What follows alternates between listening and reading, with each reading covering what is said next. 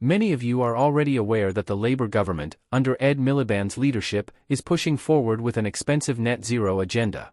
However, this initiative has sparked widespread criticism from the British public. Recently, Miliband found himself in the hot seat at the Energy Security and Net Zero Committee, where he faced tough questions about his costly project. His response? Panic, stuttering, and clear uncertainty. Watch this clip and see for yourself. Does this seem like a leader with a solid plan? Or someone struggling to defend a policy that's losing public support? So when you're doing the land use framework, we've got that target of 2030, which is, in planning terms, round the corner. How do you anticipate being able to establish a land use framework which has got the public consent and support of people about how we agree what land is used for what, in order for us to be able to reach those targets and ensure that we are using nature appropriately to be able to mitigate climate change? Otherwise, what I'm concerned about is it will be like putting loads of clean energy projects in to mitigate climate change, when actually we might have been able to leave some of that land free to mitigate climate change just as well, or maybe even better. I mean, let me just sort of deal with the two parts, I think, to the question. First, on the land use framework, this is an incredibly important piece of work that my colleague Steve Reed has embarked upon, setting out, I think clearly, for the first time, the role of farming and agriculture, the role of nature restoration, the role of, for example, renewable energy. And I think that is a very important framework, partly, if I'm frank with you, to give reassurance to people, and some of the scare stories there are, which I think are very wide of the mark, for example, about solar and the use of solar, because solar is, on any, even the most ambitious scenario, is going to be a very marginal part of the use of land, and certainly doesn't imperil our food security. So I think as a sort of framework, what Steve has embarked upon is very, very important. I just want to come straight to your issue of public consent, though, because I think it is really, really important to confront it head on. The case we're making to people is threefold, and it a little bit speaks to my answer to Josh. Look, first of all, if we don't build this infrastructure, we are deeply vulnerable as a country to a repeat of the cost of living crisis that we have seen.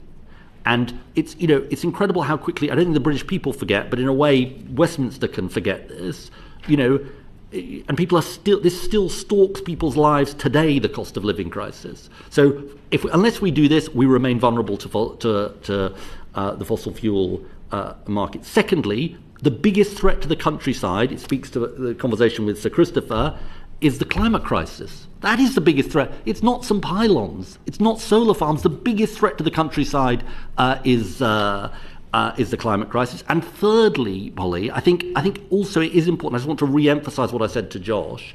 We do need a bargain with people where we say, if you host this clean energy infrastructure, you will see benefit. You will see benefit to your community. And I actually think there is a big majority of people who will come with us on this. Of course, people worry about these things, and of course, people need to have a say, but I think we can bring people with us. I'm being nudged by the chair to move on to questions around solar and renewables. Now, solar energy... Before you do, we'll follow up in writing on any number of things, course, undoubtedly, so we can pick this up in more detail. That's absolutely fine. Polly. So as you'll be aware, Solar Energy UK has pressed for a solar target range of up to 60 gigawatts to drive growth and send positive signals to investors. Why, therefore, have you set a lower range of 45 to 47 gigawatts when this has already been heavily criticised by the industry? I think it's really important to... I'll come to that specific question in a second.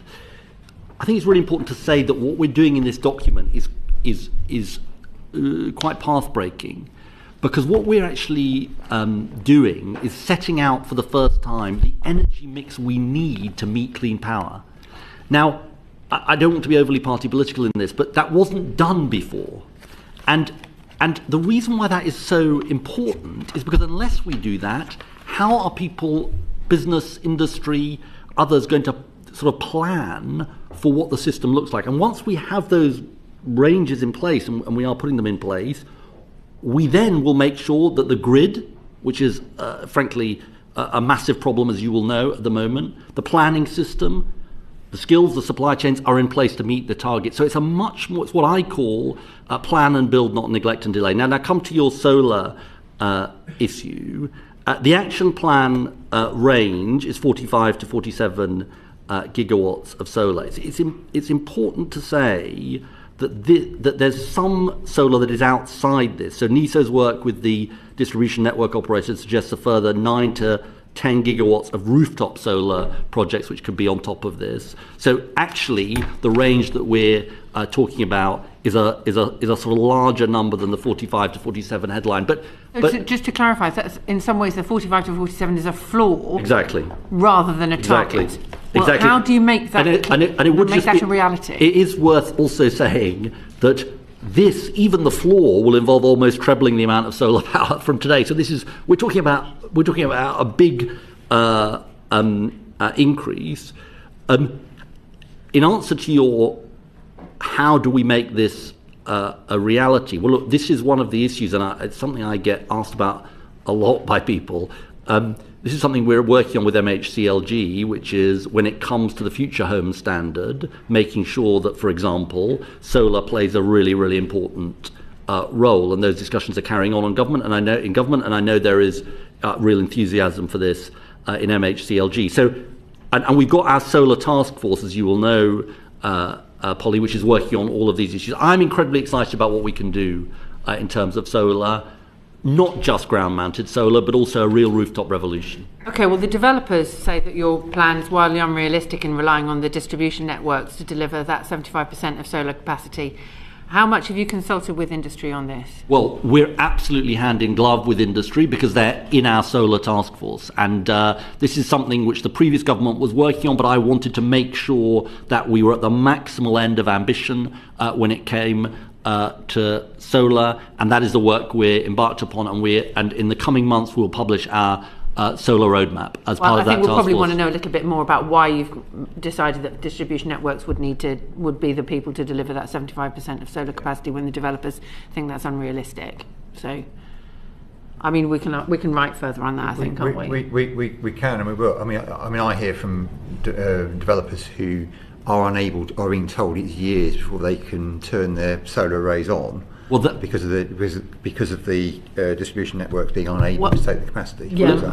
I mean, look, I think there is a broader point here, which I just want to sort of touch upon, which is the delay, the grid delays that we've got in general are enormous, and that's because we had a first come first served system, and we've ended up with more than 700 gigawatts of capacity for queuing up in the system, and lots of capacity which actually isn't needed for 2030. And so I think it's really, really important the committee understands this. We're doing something quite different, which we're being much more intentional about this. We're saying, what is the mix we need, including by region, to meet this 2030 clean power target, and how do we make it happen? We've moved from a very chaotic, frankly, first come first served approach, which wasn't really serving anyone, and was producing massive delays. I think is it 70 months averaged waiting time in relation to queuing,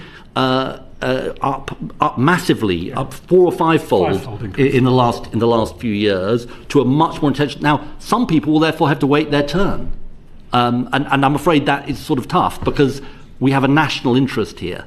I'm really interested in that intentional approach, because it is obviously very different from what you've done before. But some people have said that your deployment targets for renewables effectively ban certain technologies from connecting to large parts of the grid. I mean, for example, there's a lot of opportunity, developers would say, for solar in Lincolnshire, but they've been told that it's not going to happen there.